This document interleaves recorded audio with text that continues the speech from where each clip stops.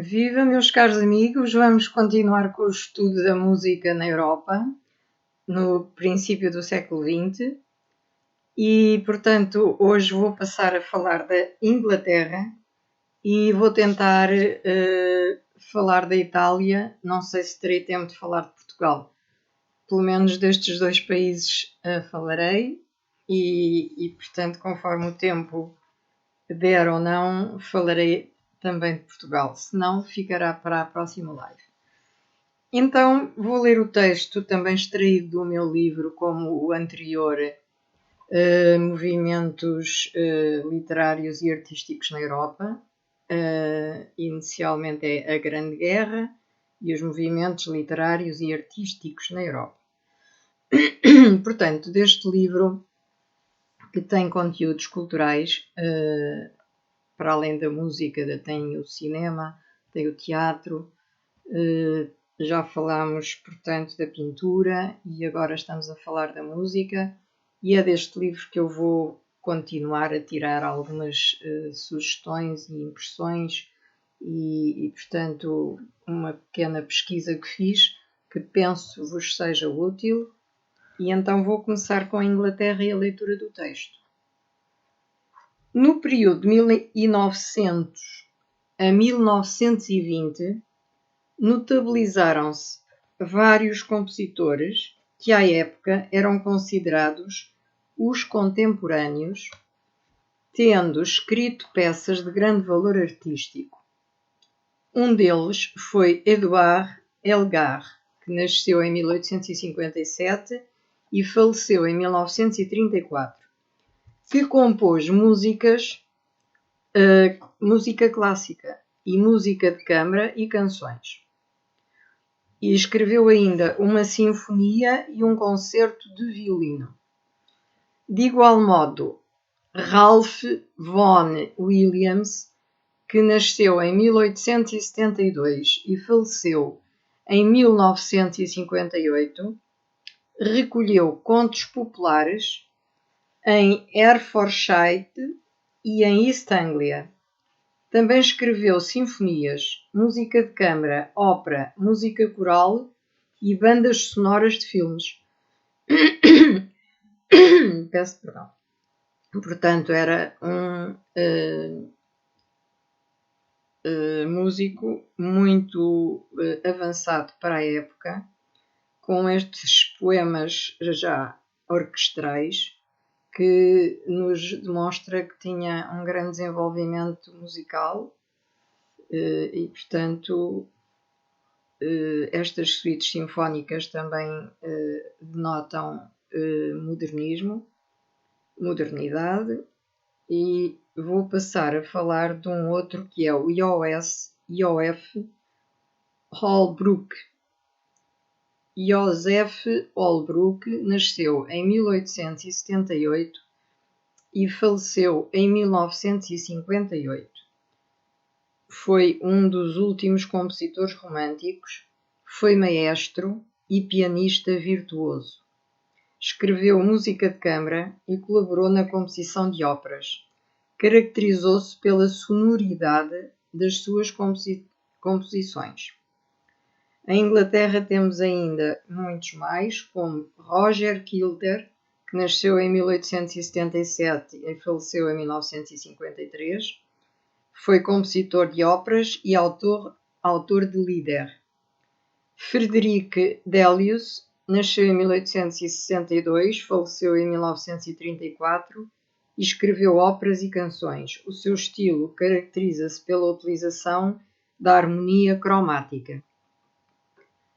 Frank Bridge, que nasceu em 1879 e faleceu em 1941, escreveu Lieder e música de câmara. Tocou viola em vários quartetos de cordas e dirigiu antes de se dedicar a compor. Cyril Scott, que nasceu em 1879 e faleceu em 1970, foi considerado o pai da música moderna britânica. Compôs 4 sinfonias, 2 concertos para piano e orquestra, 3 óperas, várias peças para piano, Lieder e concertos para violino violoncelo e oboé, 4 oratórios e 3 sonatas. Portanto, é um músico com uma desenvoltura imensa e muitíssimo moderno para a época, porque conseguiu captar várias influências e pô-las, a funcionar nas suas composições. Outros compositores houve que deram uma nova vitalidade às criações mais ousadas dos compositores do continente, em maior evidência, incutindo-lhes, contudo, o característico espírito britânico. Assim se poderá recordar Gustav Holst, que nasceu em 1874 e faleceu em 1934, que escreveu, entre outras, uma suíte para grande orquestra. Empregou a bitonalidade em obras como o Concerto para 2 violinos. Também John Ireland, que nasceu em 1879 e faleceu em 1962, que escreveu canções e sinfonias. Ainda Arnold Bax, que nasceu em 1883 e faleceu em 1953, foi compositor e poeta. Escreveu lieder e peças para piano. O seu estilo musical mistura elementos do romantismo e do impressionismo, a que acrescenta elementos de influência celta. Quanto às poesias e histórias que escreve, portanto, este Arnold Bax, estão na tradição da literatura revivalista irlandesa. Um outro músico de grande vitalidade foi Gerald Searsuit, Lord Berners, que nasceu em 1883 e faleceu em 1950, e que escreveu peças para piano e balé.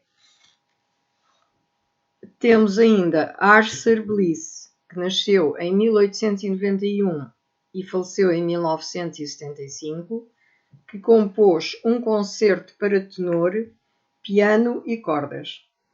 Na cena musical inglesa, experimentou novas combinações instrumentais, tendo composto 3 peças orquestrais e obras para orquestra de câmara.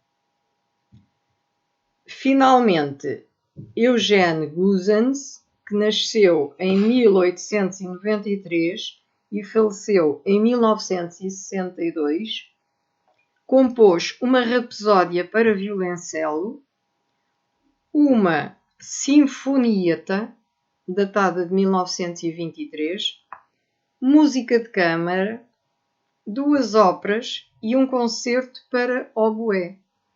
E assim finalizo a Inglaterra. Vou falar ainda de Itália, que é um texto não muito longo e, portanto, começarei com falar do século XIX. Portanto, no século XIX, a ópera dominava toda a vida musical de Itália. Portanto, isto é uma realidade que praticamente quase toda a gente conhece, não é? Mas importa citar e relembrar. Portanto, foi Rossini que renovou o espírito, quer no género cômico, quer no género sério.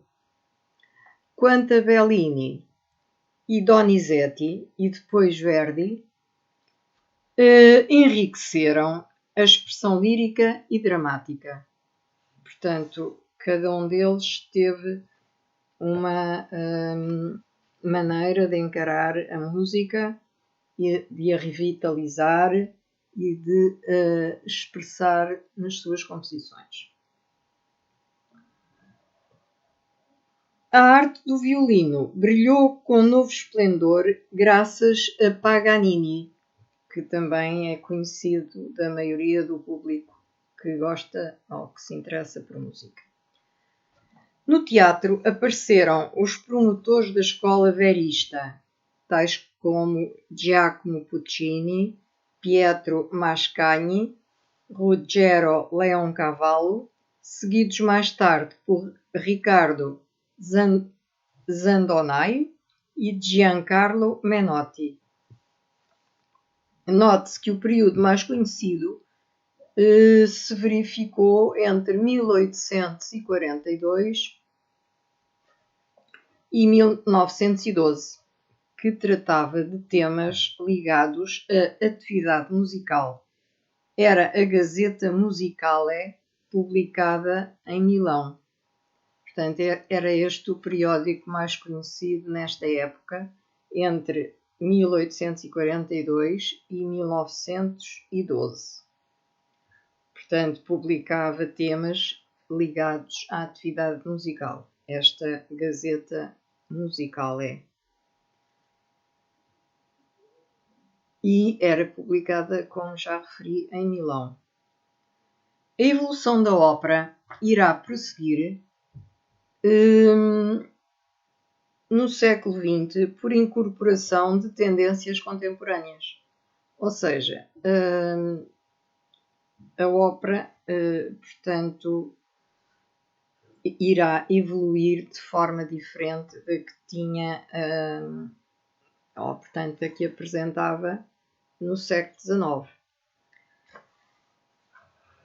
Uma renovação desse género irá desenhar-se em pleno período verista ou realista, com Ottorino Respighi, Gianfrancesco Malipiero, Alfredo Casella e Ferruccio Busoni.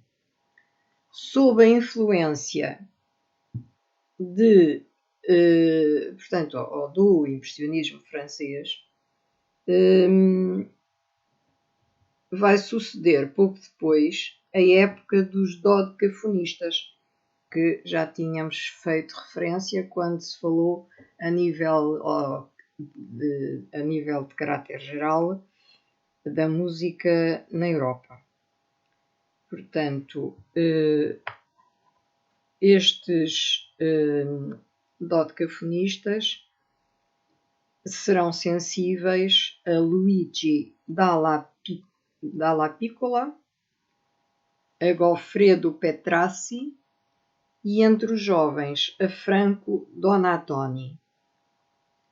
Se a corrente pós-serial alargada ainda tem adeptos, depois de Luigi Nono, Bruno Moderna, Luciano Berio, Aldo Clementi e Silvano Bussotti, a escola italiana é provavelmente aquela onde os diferentes aspectos da vanguarda experimentalista conta com mais cambiantes.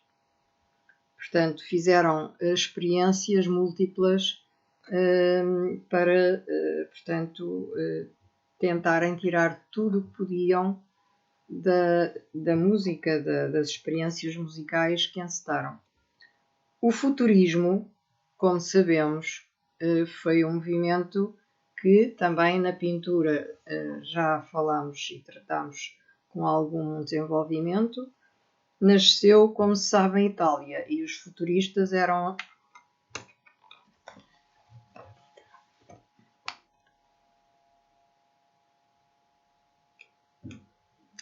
houve um problema qualquer que eu peço desculpa, mas os futuristas eram aqueles que mais interessados estavam em que o povo italiano fosse para a guerra, partisse para a guerra, porque eles achavam que a guerra é que ia renovar o mundo. Portanto, o futurismo nasceu em Itália em 1910.